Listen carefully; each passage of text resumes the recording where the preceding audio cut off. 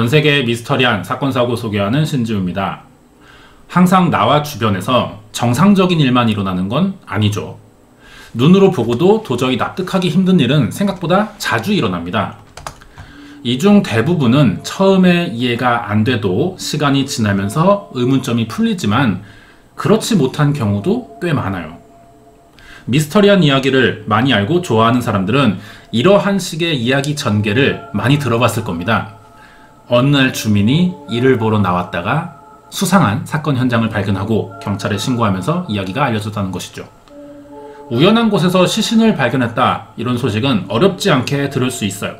그리고 발견 당시 상태가 어땠느냐에 따라 단순 실종인지 아니면 변사사고인지 범죄의 피해자인지 이런 것들을 가려낼 수도 있죠. 수사 기술이 크게 발달한 지금은 유해의 상태만 보고도 이 대부분을 예측할 수 있습니다.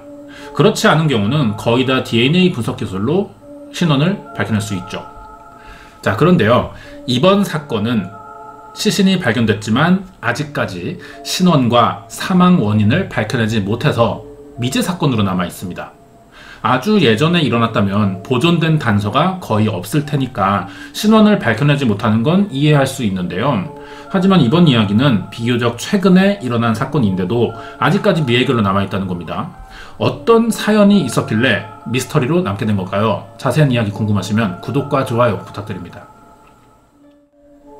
2016년 3월 24일 경기도 안성시 일중면 송천리에는 천둔마을이라는 곳이 있습니다. 이날 주민 15명은 살얼음이 막 깨진 하천을 청소하기 위해 모였어요. 이 하천의 이름은 화봉천이라고 합니다. 청소 도중 마을 주민 한 명이 진흙과 잡초 사이를 지나다가 발에 뭔가 딱딱한 물건이 채 있는 것을 느끼게 됐죠. 처음엔 돌뿌리에 걸린 줄 알았습니다. 그런데 지나고 생각해 보니까 이게 단순한 돌뿌리라기에는 느낌이 너무 매끈했던 거예요. 주민은 발에 걸린 것의 정체가 뭔지 확인해 보고 싶었습니다. 별 생각 없이 강 하류로 떠내려온 동물의 유해 정도로만 생각해서 발로 흙을 치워봤어요. 그리고 수상한 물건이 밝혀졌죠. 야생동물 등의 뼈가 아니라 사람 두개골이었던 겁니다. 주민은 깜짝 놀라서 소리를 질렀고 소식을 들은 마을 이장이 경찰에 신고했어요. 이렇게 수사가 시작됐는데 경찰이 현장 주변에서 다른 유해들을 추가로 발견합니다. 그리고 이상한 일이 한 번 더 일어나게 되죠. 마을 주민이 처음 발견한 두개골 외에 팔과 가슴뼈 등 상체의 대부분을 경찰이 찾아냈어요. 그런데 이상한 건 하반신이 전혀 나오지 않은 겁니다. 발견된 유해는 봄, 가을에 입는 95 사이즈의 남성용 등산복 차림이었고요. 속에는 와이셔츠와 티셔츠도 입고 있었어요. 옷차림을 보면은 최소한 지난해 가을쯤 산에서 조난당해 사망한 남성처럼 생각되죠. 하지만 신원을 알 수 없다 보니 이전에 실종된 사람인지 아니면 범죄 피해자인지를 판단하기가 어려웠습니다. 경찰은 기동대 1개 소대와 형사 30여 명을 투입해서 이 남성의 남은 유해 하반신을 찾으려고 했어요. 하지만 하나도 발견되지 않았습니다. 할 수 없이 남은 상반신만 가지고 사인을 알아보려고 했는데 별다른 타살의 흔적이 또 없는 거예요. 하반신까지 지금 확인한 건 아니지만 상체만 봤을 때 흉기로 공격당한 범행의 흔적 같은 건 전혀 찾아볼 수 없었습니다. 그래서 발견 당시 옷차림과 시신 상태만 봤을 때 사망자는 20대에서 40대 사이의 남성으로 추정되며 2015년 봄이나 가을에 등산을 갔다가 강으로 실족사하면서 떠내려온 것이라고 추정했죠. 유해 상태로만 봤을 때는 실족사의 가능성이 가장 크긴 합니다. 하지만 이 발견되고 있지 않는 하체에 또 다른 증거가 있을지도 모르죠. 범죄 가능성을 빼놓을 수가 없는 거예요. 발견된 상반신과 옷에서도 신원을 특정할 수 있는 단서는 전혀 없었기 때문에 실종 신고된 명단과 대조해보기도 어려웠죠. 여기까지 정리해보자면 유해에서 아무런 타살의 흔적이 없었기 때문에 등산 중 사고를 당한 것이고 사망하면서 하천의 상류부터 떠내려왔을 가능성이 높고요. 하류에 가라앉아 있다가 시간이 지나면서 또 물에 흙들이 쓸려오겠죠. 이것이 퇴적되면서 자연스럽게 땅속에 묻힌 것이라는 추정을 할 수 있는데 뼈에는 야생동물이 훼손한 흔적도 발견되지 않았습니다. 그런데 사실 이런 가설대로라면은 유해가 온전히 발견돼야 하거든요. 그런데 하반신이 처음 유해를 발견한 화봉천 일대를 모두 수색해봐도 전혀 나오지 않는다는 점이 이 사건의 가장 미스터리한 부분이었습니다.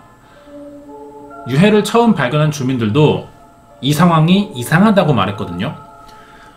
하천이 어는 겨울을 제외하면 이곳에 낚시를 하러 오는 사람들은 꾸준했기 때문에 발견 전까지 이곳에 어떤 사건 사고가 있었으면 좁은 시골 마을 특성상 소식이 빨리 알려져야 하는데 이런 이야기가 전혀 없다는 겁니다.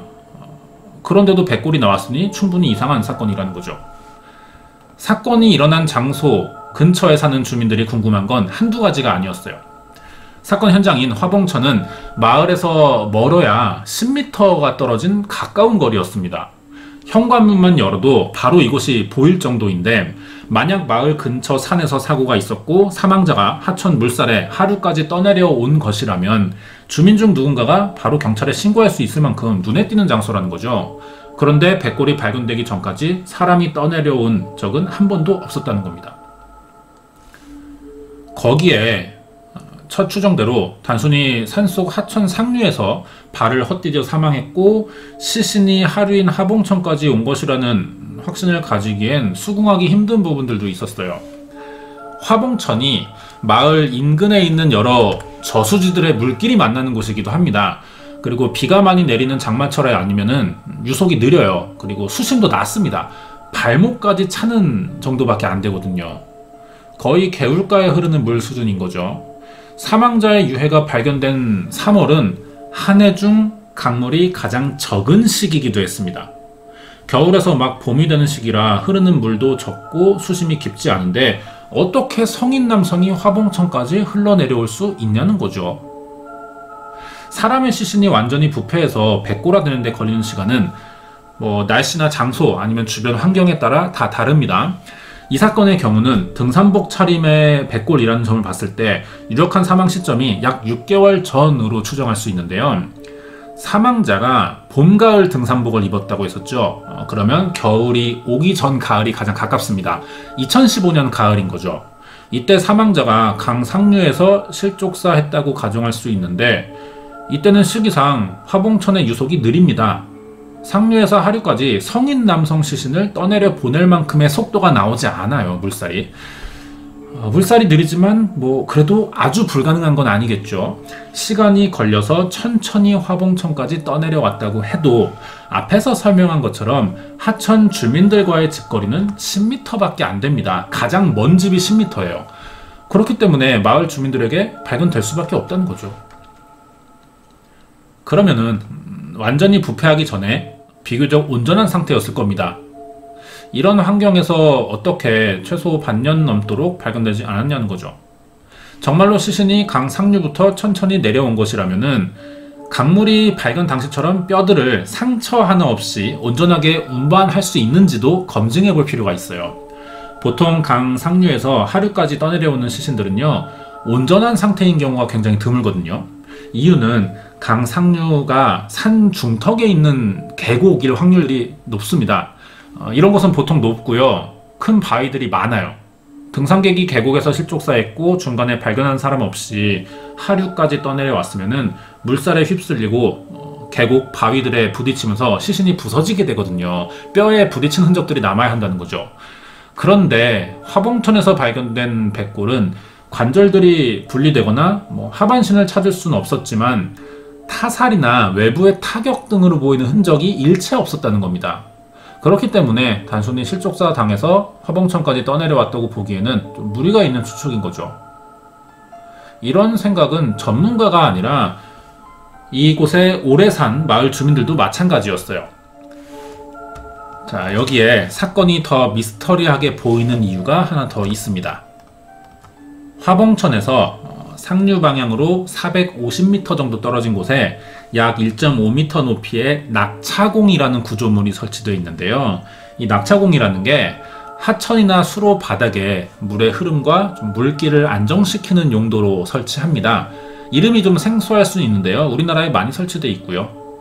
그러면 화봉천 상류에서 하류로 물이 흐를 때 이 낙차공을 지날 수밖에 없어요. 중요한 점은 이 낙차공 구간에서 물에 뜨거나 부피가 있는 물체들은 넘어가지 못한다는 겁니다. 걸러내 준다는 거죠. 따라서 사망자의 유해는 이곳을 넘어갈 수 없다는 이야기가 됩니다. 만약 낮은 확률로 이곳을 넘어간다고 해도 하류 바닥에 깔려있는 이 바위들에 부딪히면서 유골은 상처를 입게 돼요. 그럼 이 사건처럼 멀쩡하게 깨끗한 유골이 발견되긴 힘들다는 거죠. 마을 주민들은 다들 이 지역에 오래 살면서 주변 상황들을 잘 알고 있었기 때문에 경찰의 생각을 받아들이지 못합니다. 사망 시점이나 원인을 알아내는 게 가장 중요하지만 유골이 대체 그럼 언제부터 파묻혀 있던 것인지 이 점도 좀 궁금하죠. 굳이 원인을 실족사로만 보지 않고 여러 가능성을 따져 볼 때 이 사망 시점은 최소 6개월 전에서 많게는 몇 년 전까지 범위를 둘 수 있을 것 같아요. 경찰도 이런 생각으로 수사 범위를 넓혀보려고 했습니다. 그리고 여기서 문제점이 하나 더 발견됐죠. 백골이 발견된 화봉천은 2011년부터 많은 공사가 있었어요. 2011년 여름에 큰 홍수가 있었습니다. 그래서 주민들이 피해를 입어서 안성시청에서 복구 사업으로 하천 정비 공사를 했었거든요. 이 공사는 같은 해 12월 26일까지 계속됐습니다. 이후 2012년엔 보수 보완 작업이 있었고 그 다음 해에는 시청 하수사업소에서 하천 아래 5폐수 정화관을 묻는 공사도 했어요. 그러니까 2011년부터 2013년까지 공사는 계속 있었던 겁니다. 그럼 공사 때문에 많은 사람들이 화봉천을 오가겠죠. 이 시기에 시신이 묻히게 됐다면 공사하는 사람들에게 발견될 수밖에 없어요. 그러니까 시기상 약 2-3년 사이에 유해가 묻힌 것은 아니라고 보는 게 타당하죠. 여기에 면사무소와 마을 주민들은 매년 2번 이상 모여서 이 하천 청소를 해왔다고 합니다. 2015년 8월 백골사체 발견 7개월 전이요. 화봉천 일대에 제초 작업을 했었다는 증언이 있었거든요. 그때만 해도 별다른 일은 없었다고 말했어요, 사람들이. 이 주민이 제초 작업을 할 시기에도 백골이 없었다면은 그 이후인 2015년 9월부터 2016년 3월 사이로 좁혀지게 되는데 확신을 할 수는 없지만 그동안 마을에 있던 일과 주민들의 증언을 종합했을 때 시기상 이 기간이 가장 유력해 보여요, 지금까지는. 그런데 이것도 가능성이 떨어진다는 정황을 발견하게 됩니다. 어떤 일이 있었는지 계속해서 알아보도록 하겠습니다. 화봉천에서 상반신 백골이 발견되기 18개월 전인 2014년 8월 8일 경기도 이천시 장호원읍의 청미천 변에서 남성의 것으로 보이는 왼쪽 다리뼈가 발견된 적이 있어요. 이때도 백골의 신원과 나이를 확인하지 못해서 미확인 변사자로 처리한 상태였습니다. 그런데 다리뼈를 발견한 지 2년도 지나지 않아서 남성의 것으로 추정되는 상반신이 발견됐던 거죠. 경찰은 이 두 뼈가 동일인일 수도 있다는 생각에 국립과학수사연구원에 DNA 감정을 부탁합니다. 국과수는 2달에 걸친 DNA 감정을 해봤어요. 그 결과 화봉천에서 발견된 남성 상반신과 두개골은 18개월 전에 발견됐던 다리뼈와 동일인이라는 결론을 내리게 됐고 이 유해가 어떻게 각각 다른 장소에서 발견됐으며 다른 사람이 고의로 유해를 나눠 묻은 흔적이 있는지도 자세히 알아봤습니다. 뼈들이 둘로 나뉘게 된 것은 누군가 일부러 분리한 게 아니라 시간이 지나면서 자연스럽게 탈구된 것으로 보인다는 겁니다. 먼저 다리뼈가 발견된 청미천은 나중에 상반신이 나온 화봉천과 서로 10km 정도 떨어져 있는데요. 여기가 화봉천과 이어지는 하천이에요. 그러니까 물살을 타고 시신이 떠내려 오던 중 시간이 지나면서 자연스럽게 상반신과 하반신의 탈구가 시작됐고 하반신만 청미천으로 흘러 들어가면서 서로 다른 장소에 묻히게 됐다는 것이죠. 두 하천이 거리상 아주 멀리 떨어져 있으면은 누군가 고의적으로 이런 행동을 저지른 것이라는 의심도 해볼 수 있겠지만 같은 하천에서 발견됐다는 거죠. 나눠버리겠다는 계획이었으면은 만약에 타살 사건이고 범인이 있다면 이 범인이라는 사람은 6일 전에 시신을 토막냈다는 이야기가 됩니다. 이건 시신이 드러나지 않길 바라는 생각에서 하는 행동인데 그러면은 더 많은 장소에 묻었어야 하겠죠. 단순히 둘로만 나눠서 버리는 건 의미 없는 행동이라는 겁니다. 하지만 그런 사실은 없어 보이기 때문에 상체와 하체의 뼈가 따로 발견된 것은 그 전에 어떤 일이 있었는지는 아직 알 수 없지만 탈구로 봤을 때 자연스러운 현상이라는 거죠. 이 사건의 유일한 단서는 유해예요. 여기서 어떤 범죄나 타살의 흔적은 나오지 않았습니다. 그러던 중 2년 더 먼저 발견된 하반신과 나중에 발견된 유골이 동일인이라는 것이 드러나자 이 사망자가 언제 어디서 사망했는지 확인하기가 더 힘들어졌어요. 수사 범위가 더 넓어지게 된 겁니다. 다리뼈의 등장으로. 상반신이 드러나기 전 마을 하천에서 유골과 관련된 어떤 사건 사고는 일어난 적이 없었고요. 시신을 목격한 사람도 없어서 수사 방향이 점점 불투명해졌습니다. 하지만 범죄의 정황을 발견하지 못했다고 해서 사망자가 범죄에 노출됐다는 가능성을 아예 빼놓을 수는 또 없죠. 실제 사건 현장인 화봉천 주변은 아주 외진 곳입니다. 그런데다가 마을 주민들을 제외하고 다른 사람들은 잘 드나들지 않는 지역이기도 해요. 가로등도 250m 간격으로 설치되어 있어요. 그래서 해가 지면은 다른 지역보다는 더 어두운 마을이에요. 주민들도 해가 지면은 차를 주로 이용하지 걸어서 나가지는 않는다고 합니다. 그만큼 인적이 드물어서 사건이 일어나도 외부에는 잘 드러나지 않는 그런 특징을 가지고 있지만 사건이 워낙에 특이해요. 그래서 외부에 알려질 수 있었는데 아직까지는 뭐 단서가 거의 없습니다. 국과수에서 발표한 소견과 종합해 볼 때 범죄에 연루됐을 가능성은 현재까지 적어 보여요. 백골의 신원을 먼저 밝혀내야 이 사건의 내막도 드러나게 될 것 같습니다. 이게 가장 급해 보이죠. DNA 감식 기술이 발달하긴 했어요, 현재.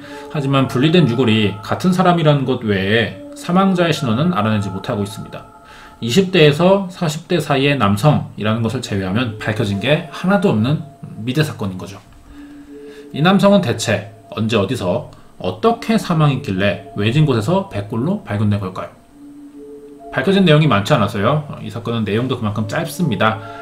그러면은 사건이 잠깐 알려지더라도 금방 다시 잊어버리게 되거든요. 항상 미제 사건은요, 관심을 계속 갖는 게 중요하다고 생각합니다. 이 사건을 해결해야 되는 사람들을 우리가 계속 움직이게 하려면요, 이 나머지 사람들이 계속 관심을 보여야 돼요. 그래야 수사가 이어지고 거기서 뭔가가 나올 수도 있는 겁니다. 준비한 내용 여기까지입니다. 끝까지 봐주셔서 감사드리고요. 이번 내용은 경기도 안성의 화봉천에서 발견된 하반신 없는 백골 사체에 대한 사건 파일이었습니다.